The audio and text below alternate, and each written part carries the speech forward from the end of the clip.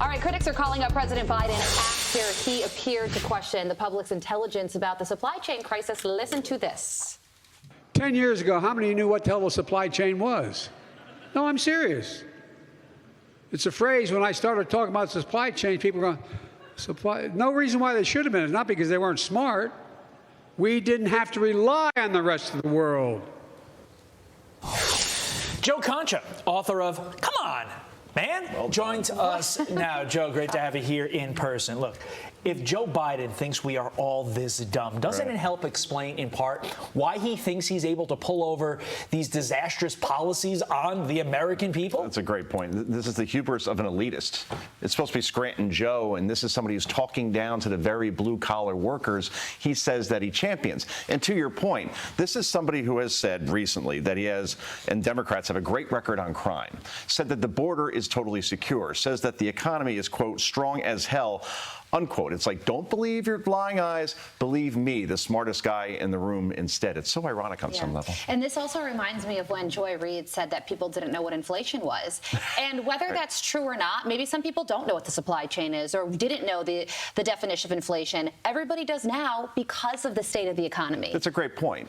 I think people understand how stores get shelved, right, as far as supply chain is concerned. And I love the argument around a lot of people didn't know what inflation was until Republicans brought it up. There was a thing that was passed earlier this year called the Inflation Reduction Act. That's right. Which I believe in was the title. In the title anyway, not in practice, certainly. Yes. Let's talk Jim Carrey. But also, before we go there, doesn't this also show that last in his law school class, Joe Biden probably didn't understand what a supply chain was himself 10 years ago? I'm going to correct you on that. He was 76th out of 84, but said he graduated at the top of his And you know that law school because class. you wrote the book. I wrote the book. Come on, You literally wrote the book. You mentioned Jim Carrey, and that's because he announced that he's ditching Twitter. He posted this very interesting video about it.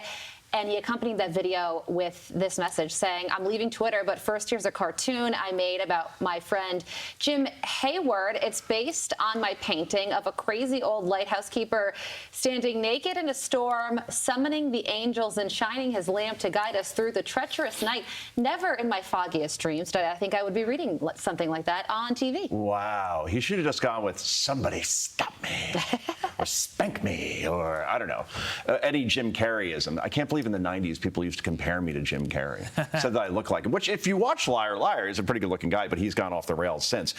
Dumb and Dumber and Liar Liar, speaking of, that was 25 years ago. Yeah. That's about when Jim Carrey was truly relevant. Now he falls into this Alyssa Milano category. He does. Right? Where Very, he would very not vocal. be relevant outside of the unhinged tweet that goes viral once in a while. So now he's leaving here. I don't think we're going to be hearing much from Mr. Carrey again because these other social media platforms that everybody's running to. When was the last time that you heard over the last couple of weeks? Oh, I read about it on X, right? It's not going to work. People don't like echo chambers. That's what makes Twitter special. But my question that I wrote here is what the heck happened to Jim Carrey? But sort of broadening it out, why did this happen to Jim Carrey? Why did Jim Carrey say, I'm going to go the crazy route and completely forego all the comedy gold that I was able to make for whatever this is? Maybe, this is sad. I think what Twitter exposes, not just with celebrities, but with journalists as well, who they really are.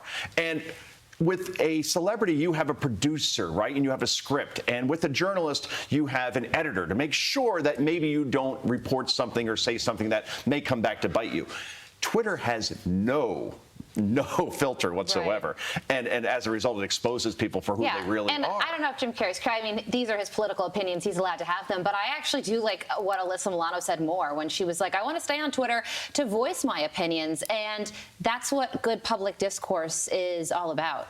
By the way, I don't think you look like Jim Carrey. I think you do look like Seth MacFarlane, though. I'll take Seth MacFarlane. Yeah, and you have the same voice as him. Really? Yes. He sings my friend. very He's well. a beautiful voice. He does.